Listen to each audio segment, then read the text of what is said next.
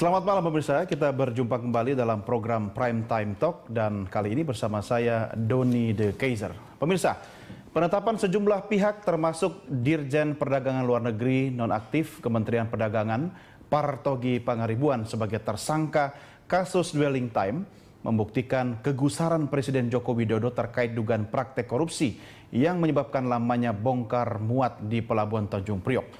Kapolda Metro Jaya menegaskan tidak hanya memeriksa dari Kementerian Perdagangan saja, namun pihaknya juga akan mengembangkan pengungkapan kasus ini terhadap 17 instansi terkait lainnya. Ini yang akan kita diskusikan pemirsa dalam program Prime Time Talk kita kali ini. Telah hadir bersama saya di studio, yaitu staf khusus Menteri Perdagangan Republik Indonesia, khususnya bidang penguatan perdagangan nasional, Ardian Syah Parman, dan juga Wakil Ketua Umum Kadin Bidang Logistik, Karmelita Hartoto atau Bu Meme. Ya, selamat malam Pak Ardiansyah, Bu Meme, apa kabar semua Bapak Ibu? Sehat? Alhamdulillah. Terima kasih sudah bergabung di Berita Satu. Untung tidak macet ke sini Pak ya. Iya. Kalau ke pelabuhan agak macet sekarang Pak. Tapi sebelum kita diskusi Bapak Ibu sekalian, saya ajak Anda untuk mengikuti berita berikut ini. Pemirsa, Presiden Joko Widodo mengaku tidak kaget atas ditetapkannya sejumlah pihak termasuk pejabat dari Kementerian Perdagangan oleh Polda Metro Jaya sebagai tersangka dugaan suap perizinan bongkar muat atau dwelling time. Dan waktu meninjau Pelabuhan Tanjung Priok beberapa waktu lalu, masih ingat pemirsa, tanggal 17 Juni 2015 yang lalu, Presiden bahkan sudah memerintahkan Menteri Perdagangan untuk mempercepat proses bongkar muat kontainer. Menurut Kepala Negara, dwelling time di sejumlah pelabuhan Indonesia masih terlalu lama dan rentan menimbulkan biaya tinggi. Sudah 6 bulan yang lalu, saya berikan perintah kepada Menko dan Menteri untuk memperbaiki dwelling time di 5 pelabuhan kita. Yang pertama, selesaikan dulu Tanjung Priok. Itu perintah sudah 6 bulan yang lalu. Dirapatkan mungkin 2-3 kali. Kemudian berapa bulan yang lalu? 2 bulan yang lalu. Saya cek langsung di lapangan mendadak. Kondisinya seperti apa, proses itu terus, ya kan? Saya saat itu memang melihat sebuah perjalanan yang tidak ada progres, gitu. Sehingga saya marah dan juga yang disajikan pada saya itu hanya saji-sajian. Ya, oleh sebab itu saya sampaikan, hati-hati, akan saya copot. Saya sampaikan kan, entah yang di lapangan, entah dirjennya, entah menterinya, akan saya copot kalau keadaan seperti itu terus. Setelah saya sampaikan itu, saya balik, kok tidak ada reaksi apa-apa. Ya mestinya saya perintah untuk apa? Saya perintah Polri untuk melihat kondisinya seperti apa sebetulnya di lapangan. Apakah sesuai seperti yang ada di pikiran saya, dan betul. Ternyata ya itu hasilnya. Ya, pemirsa, dalam diskusi kita malam ini, Anda juga bisa berpartisipasi untuk memberikan pertanyaan, komentar melalui jaringan atau jalur telepon yang tertayang di layar televisi Anda, atau Anda juga bisa mention kami lewat akun sosial media Berita Satu TV. Baik, saya ke Pak Ardiansyah dulu. Pak Ardiansyah, ya. Pak Menteri ada komentar khusus nggak soal ditetapkan tersangka dari Dirjen? Beliau mengatakan bahwa proses hukum beliau sangat harus dihormati ya. Dihormati. Jadi tapi yang penting buat Kementerian Perdagangan adalah memperbaiki pelayanan di dalam memberikan perizinan terutama impor agar arus barang itu lancar.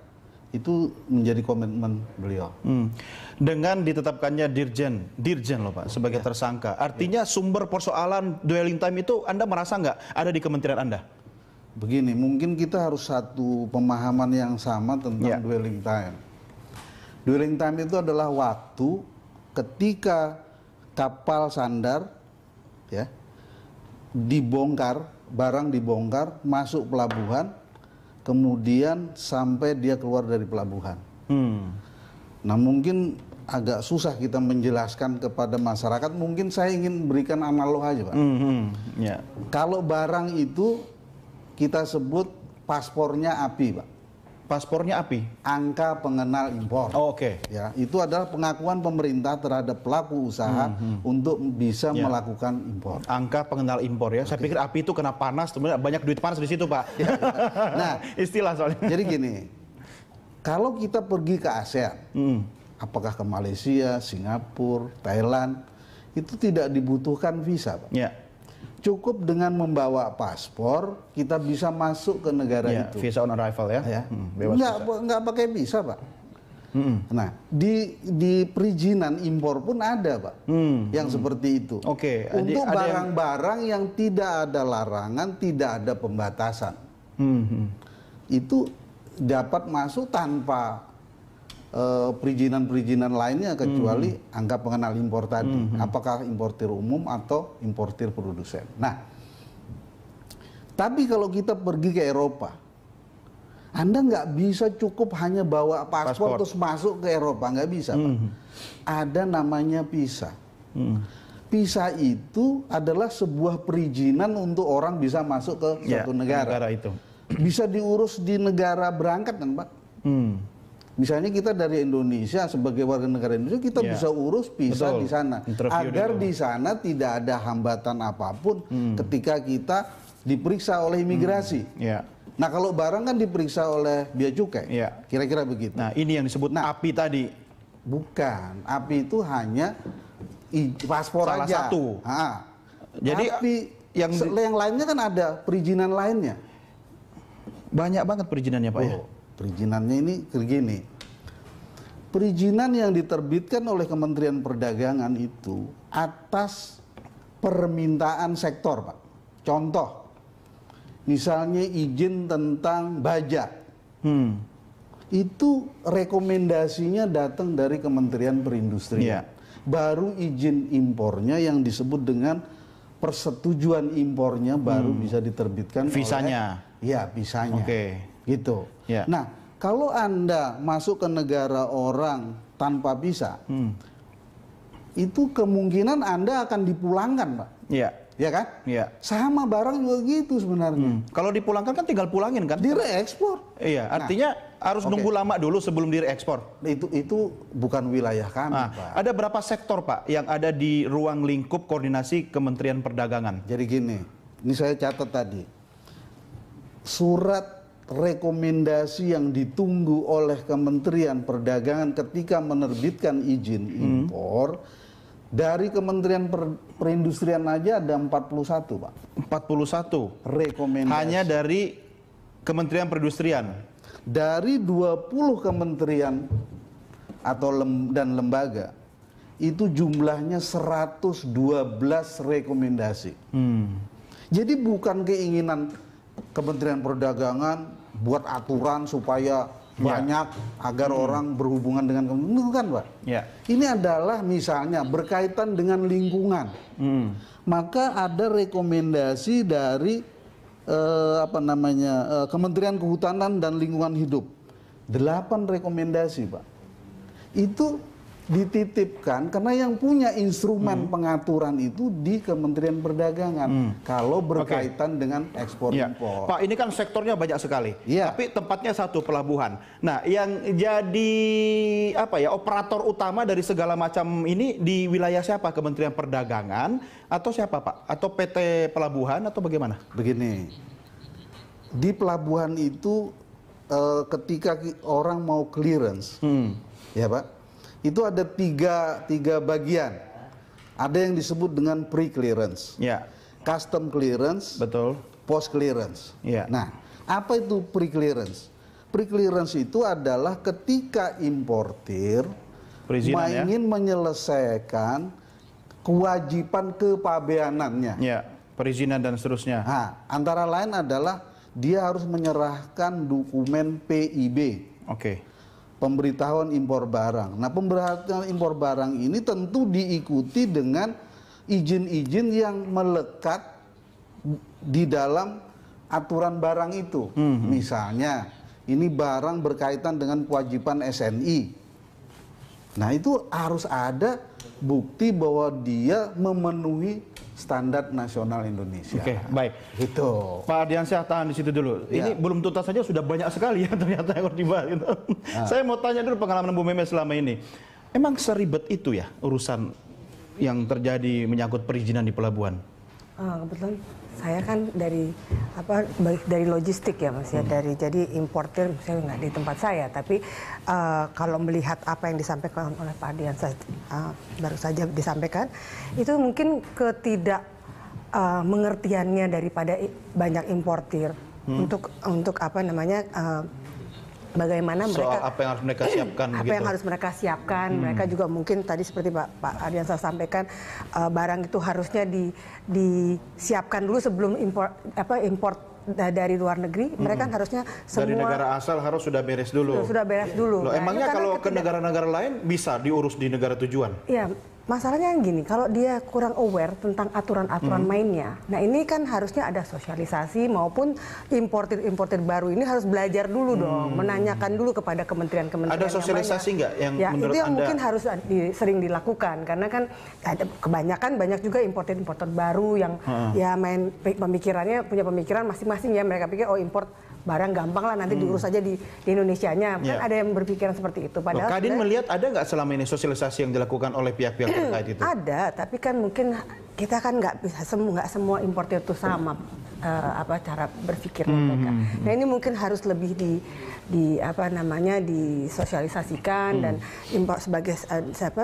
importir juga harus lebih tahu, paham lah kalau mau melakukan mengimport barang. Maksud saya gini Bu Meme, kalau memang kita sepakat bahwa tidak semua pengusaha atau importir itu sama pemahamannya, tapi kalau pihak yang bertanggung jawab untuk melakukan sosialisasi itu tidak melakukan tugasnya, itu sumbernya di situ. Nah, kalau misalnya pemerintah sudah melakukan sosialisasi, segala pihak yang terkait sudah melakukan upaya sosialisasi, itu bukan salah mereka. Kalau sampai dwelling time juga memakan waktu lama begitu kan? Ya. Nah, menurut Anda di mana ini posisinya yang? Kalau saya lihat sendiri sekarang misalnya di negara lain tuh Malaysia mungkin cuma 2 hari, di Singapura cuma 1 hari, di kita nih sekarang masih 5,2 hari. Ya kan tadi Pak Ardiansyah juga 9 hari. Ya. Nah, tergantung masuknya ke jalur mana, mau jalur hijau ya aman. Jalur hijau jalur maksudnya merah, apa? Ya jalur hijau tuh ya jalur yang nggak perlu diperiksa lagi karena dianggapnya tidak ada permasalahan. Tapi kalau ada jalur hijau, ada jalur merah. Ada jalur merah. Kalau jalur merah itu lebih ada pembatasan. Mungkin yang itu yang memerlukan izin-izin dari mau itu perindustrian, perdagangan, pertanian dan lain-lain ya. Nah, perizinan itu sendiri memang mungkin agak memakan waktu lama ya. Tapi kalau saya bilang saat ini sebenarnya pre-clearance yang disebut sama Pak Ardiansyah tadi, pre-clearance itu sekarang 3,5 hari. Padahal sebenarnya bisa juga dibikin cuma 2,7 hari. Lalu custom clearance misalnya bisa 1 hari atau 0,5 hari. Ya kan seperti itu kalau melalui jalur hijau. Sehingga bongkar muat sendiri, saya selalu di bongkar muat itu sisi dari pelabuhan. Orang selalu bilang, oh Bu Meme selalu bicara tentang pelabuhan yang jelek-jelek mulu. Enggak, soal ini saya bisa bilang bongkar muat 1 hari, 1,5 hari itu fine. Berarti bisa sampai 4,7 hari. Ya, jadi apa yang diinginkan sama Pak Jokowi harusnya bisa terjadi, gitu loh. Tinggal tapi kenapa tidak bisa? Saat ini, ya tadi saya bilang Mas, ini kan harus ada satu atap lah. Aturan dan bukan aturan, tapi harus satu atap. Semuanya ada wakil di pelabuhan. Ya, tapi harus sudah ada semua kan di sana kan? Ada, tapi kan nanti di mejanya nggak ada orangnya atau apa. Tapi harus ada satu yang mengkoordinasi. Waktu presiden datang lengkap semua. Ternyata malamnya udah disiapin gitu katanya. Mungkin presiden harus menunjuk satu kementerian, yaitu misalnya Kementerian Perhubungan, misalnya, menunjuk Kemenhub untuk mengkoordinasi dan merumuskan permasalahan-permasalahan atau yang keinginan-keinginan dari setiap instansi yang ada. Ini ada beberapa perdagangan, perindustrian, kesehatan, soalnya pertanian, kan, perikanan, banyak sekali, perhubungan, dan bea cukai. Betul. Ya kan? Jadi ini harusnya ada satu atap. Siapa yang mengkoordinasi itu? Jadi kalau mau ribut-ribut atau apa ya mereka berkoordinasi dengan kementerian ini. Iya, kayak Samsat begitulah, sistem administrasi manunggal satu atap ya. Oke, kita lanjutkan di segmen berikutnya ya. Kita cari solusi Pak Ardiansyah nanti dan juga pemirsa jangan lupa Anda bisa berpartisipasi dalam Prime Time Talk kali ini. Silakan memberikan pertanyaan, komentar atau menghubungi kami melalui nomor telepon dan lewat sosial media. Kami segera kembali sesaat lagi.